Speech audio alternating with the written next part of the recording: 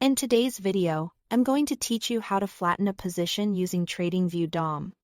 If you've ever needed to exit a trade quickly and bring your position back to zero, the flatten command on the depth of market, or DOM, is built for speed and clarity. I'll walk you through the exact clicks, and along the way I'll explain what you are seeing so you can act confidently when it matters. Start by opening the trading panel. This is the area in TradingView where orders are managed and routed through your connected broker. Having it visible ensures you are working in the right context and that the platform is ready to send and manage orders in real time. Next, look to the top right and click the Trade button. From the options that appear, select the DOM tab.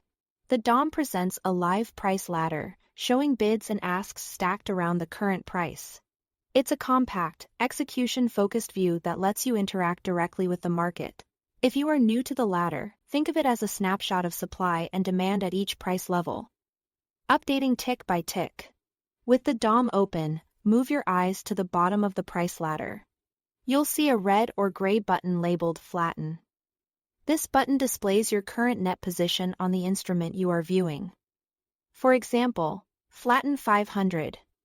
That label is an instant status check. It tells you the direction and size of your net exposure.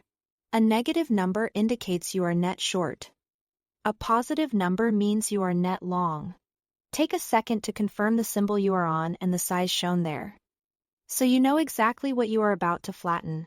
When you are ready to neutralize the position, click the Flatten button. This sends a market order designed to take your net position back to zero. Because it's a market order, it fills at the best available prices at that moment, which means it prioritizes speed and certainty of exit over price precision. Expect normal market dynamics like slippage and spreads, especially during fast moves or lower liquidity.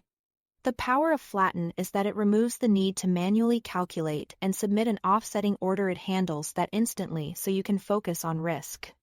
That's the full workflow.